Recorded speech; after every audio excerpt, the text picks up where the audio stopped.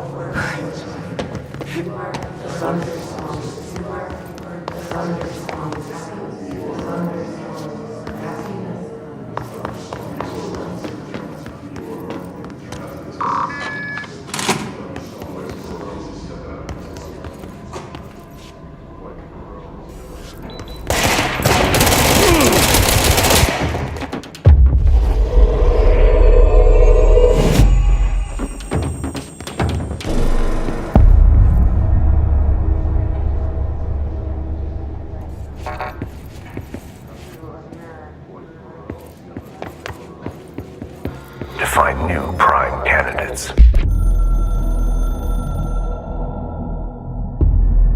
After North Moore stepped down, I doubled every effort to find new prime candidates. There was no one. No one but me. That wasn't good enough. I pushed hard.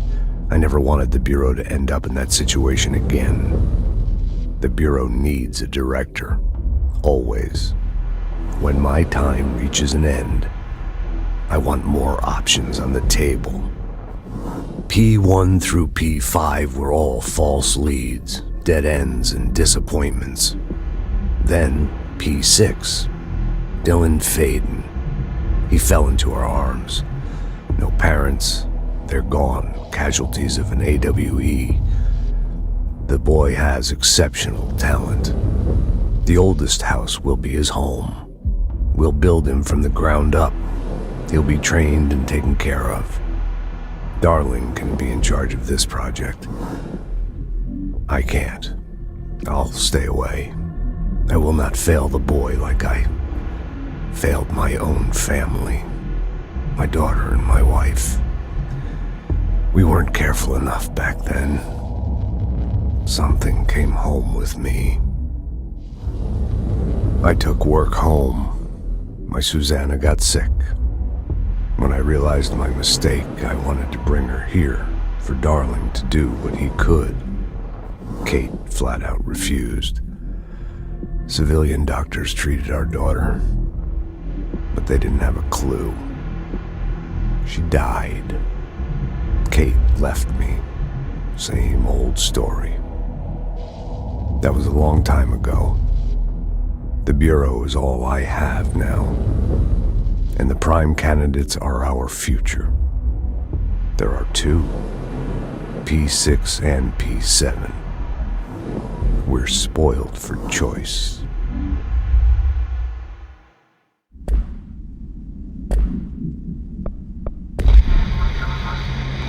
The Bureau needs a director. Our future. P6 and P7.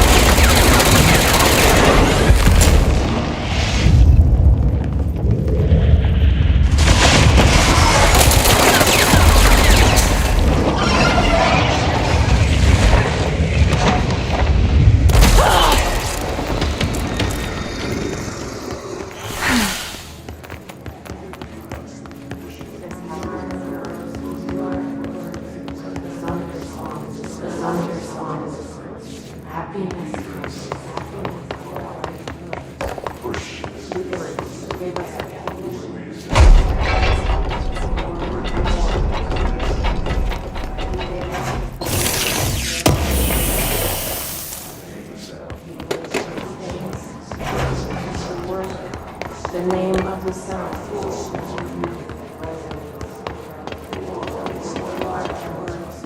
You are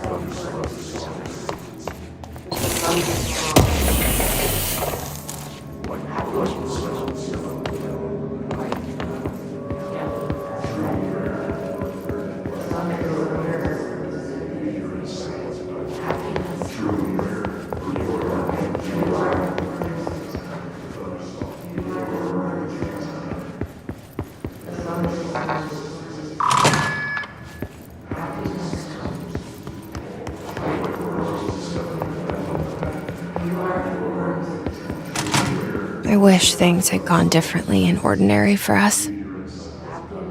But wishing won't change things.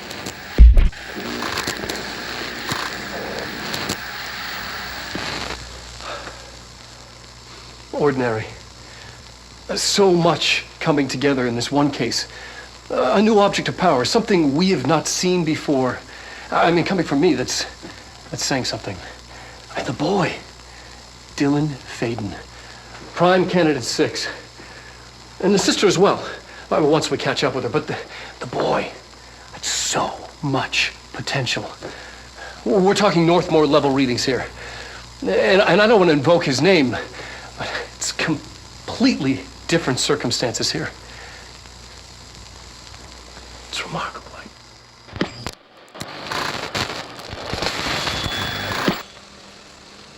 There was an incident. Yes.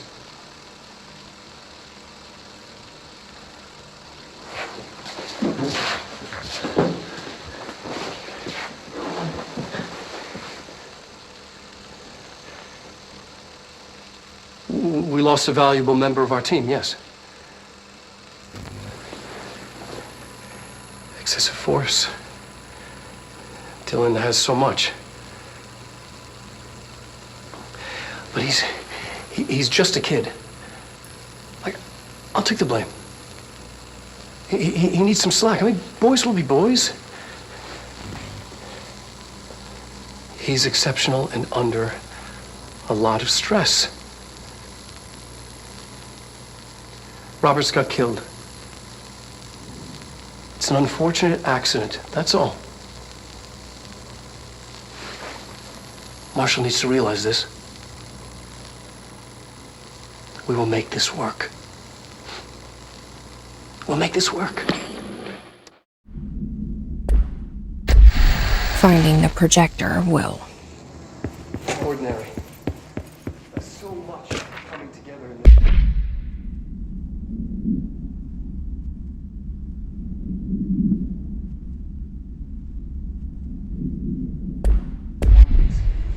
A new object of power, something we have not seen before. I mean, coming from me.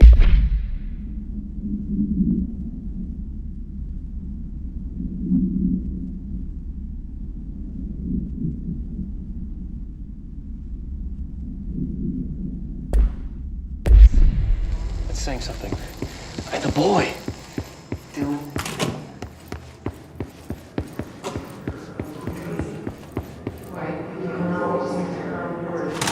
Is this what Dylan wanted me to see? It doesn't matter. We need to find that projector.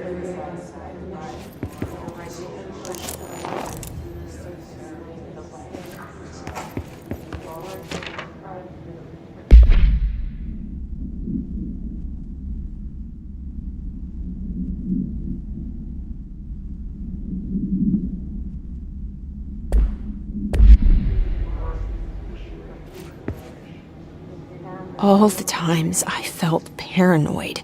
I was right. The Bureau could have given me the answers, but they just stood by and watched me.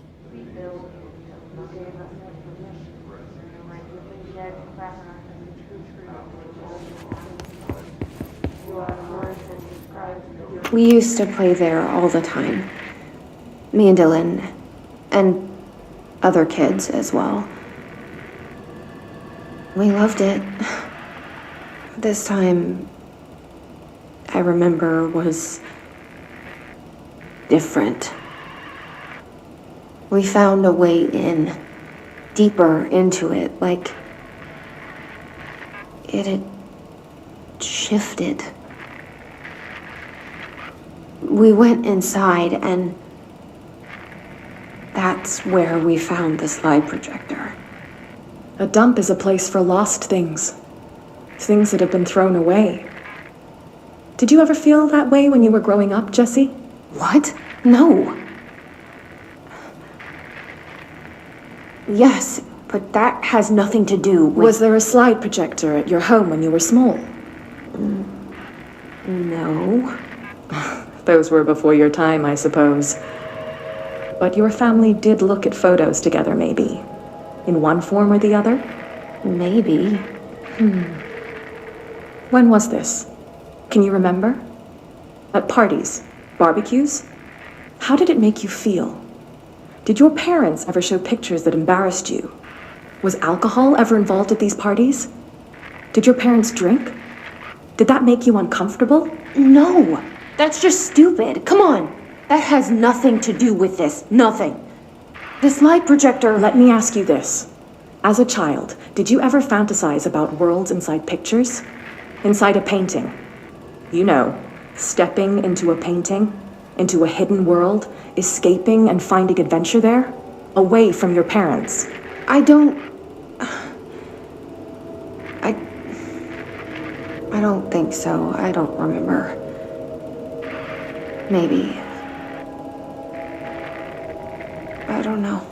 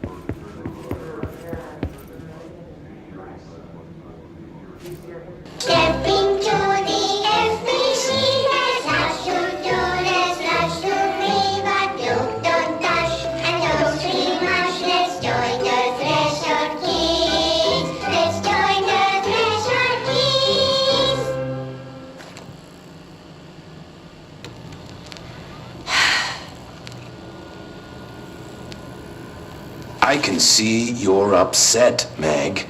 Why don't you tell Uncle Mr. Bones what's wrong? I did bad on my clairvoyance test. You can't ace every test, Meg. You see, everyone has different brains.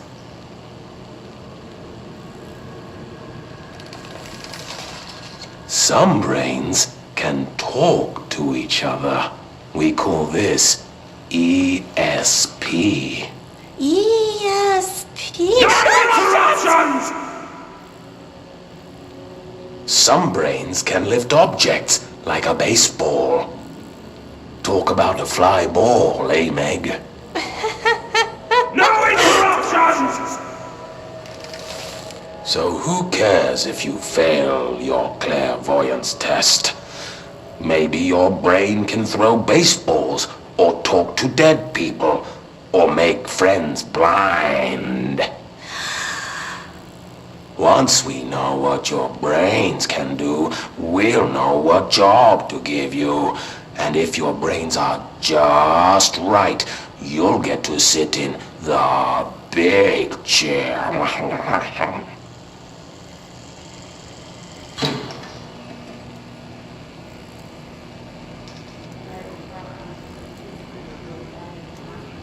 What if I don't want the big chair? What if I don't want the big chair? Everyone wants the big chair, Meg! That's why we're all here. Use those brains to listen for once, or the only chair you'll get in is the one with straps.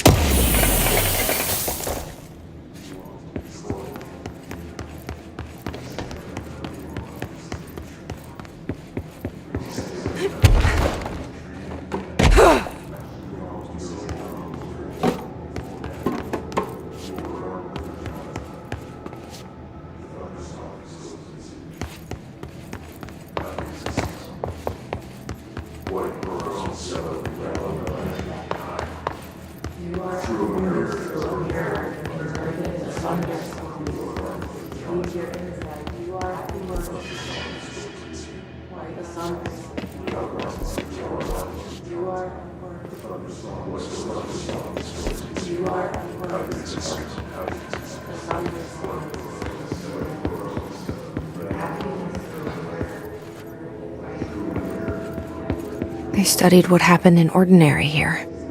That's the place to start looking.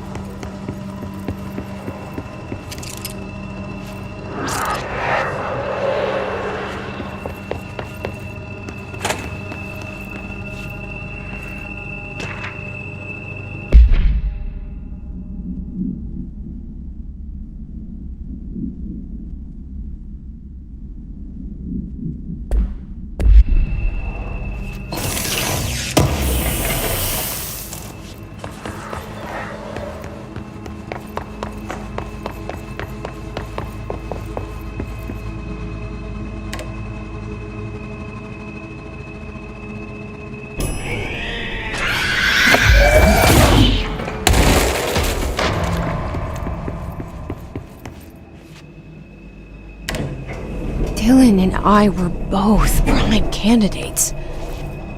Experiments.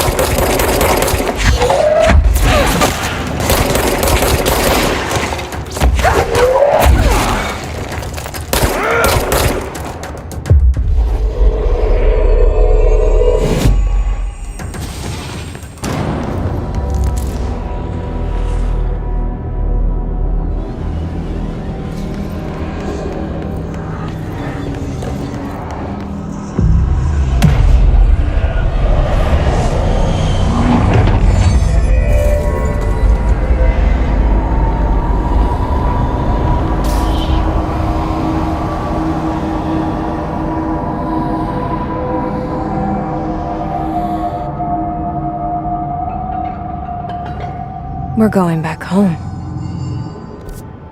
Of course we are. It started there, and it's never gone away.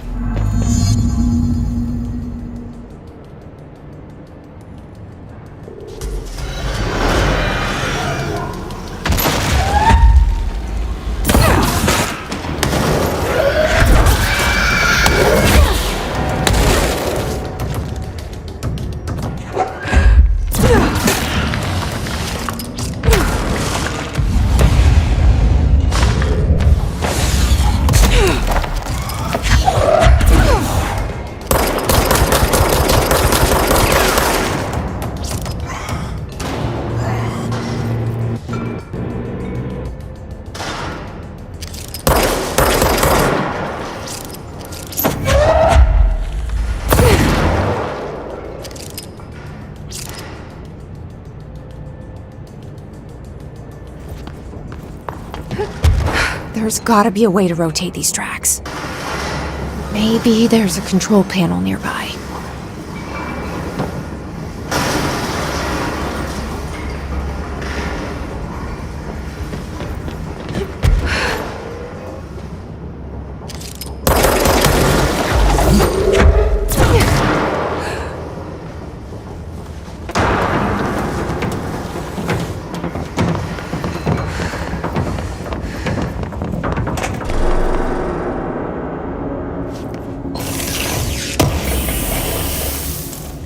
There's gotta be a way to rotate these tracks. Maybe there's a control panel nearby.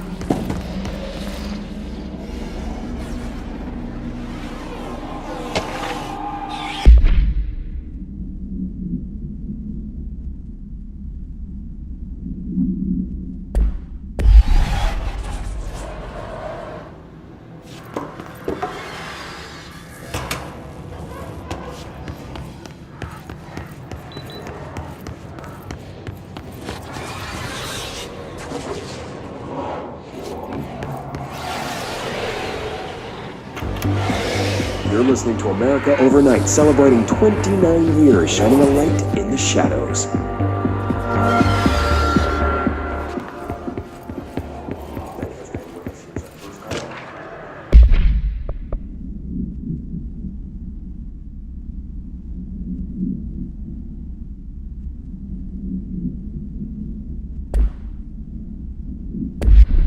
What I'm about to tell you, if they found out, I don't know what would happen. The men in the suits, they told me it was an industrial.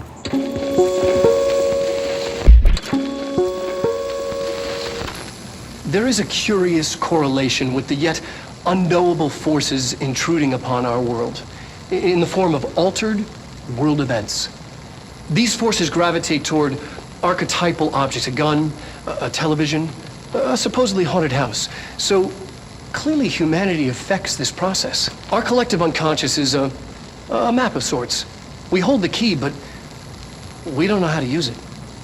We create these archetypes through everyday life, popular culture, urban legends, but we are observing and influencing a complicated system in action. We can change the likelihood of something being a receptacle for these forces just by thinking about it. But we haven't found a method to control the outcome. And yet, there's something unique in us, in our dreams, in the conceptual reality with power, with our minds. What's the cause and what's the effect? Are we the starting point or just a necessary evil in this? A byproduct, a reflection, a projection? We'll struggle to find the answers to these hard questions, or die trying.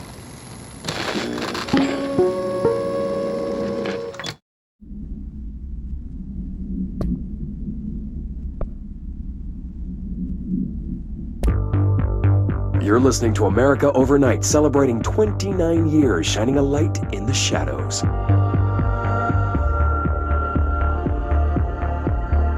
Thank you for staying with us. Here's our first caller. Hi. What I'm about to tell you, if they found out, I don't know what would happen. If who found out, brother? The men in the suits. They told me it was an industrial accident, but this is something else. Something nobody talks about. Ordinary. This certainly doesn't sound very ordinary, caller. No, not ordinary. Ordinary. It's a town. And it wasn't an industrial accident.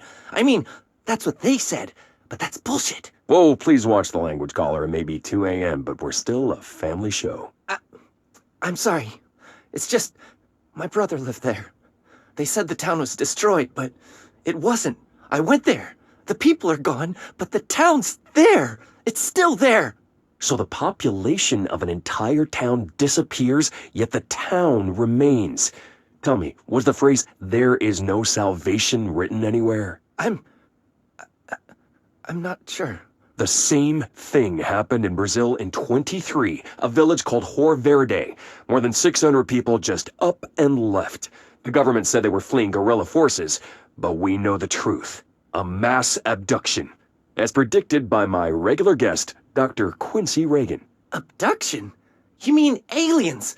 That's bullshit! I know they're lying! Now I warned you about the language, caller. I'm afraid we're gonna have to cut you off. And good timing, too. It's time for a short break. Hang in there. America Overnight will be right back. There is a curious correlation with the yet unknowable forces intruding.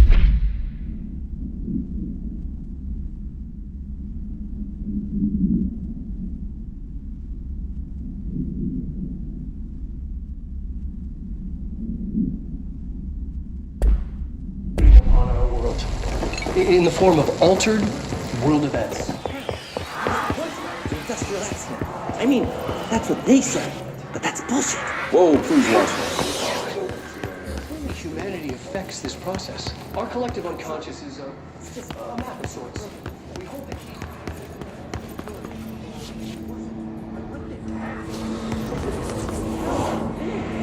Still there.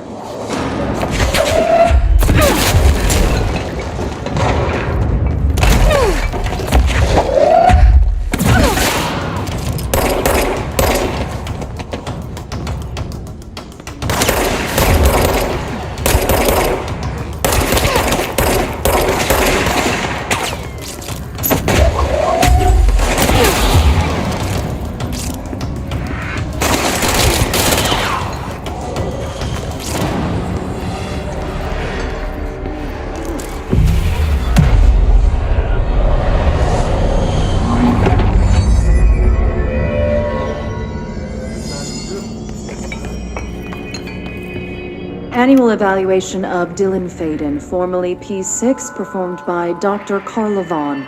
The questions asked here correspond to the 5th iteration of the Gunner's psychological assessment. Are you ready, Dylan? Let's begin then. In a single word, describe the world around you. Where's Casper? Dr. Darling is out of the building today. He's never out. He didn't want to come, did he? He never visits, not since Roberts. Tell Darling it wasn't my fault. I couldn't control it yet, but I can now. I learned. Will you tell him? In a single word, describe the world around you. A prison. A cold, empty prison. Not even a poster on the wall. What is the next number in the sequence 3, 6, 9, 12, 15? 18.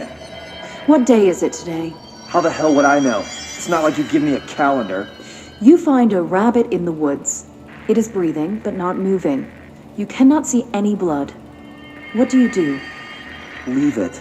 Expand on that. It doesn't matter. The rabbit's not real. None of it's real. What day is it today? Do you enjoy asking people questions that can't be answered? Is this what gets you up in the morning?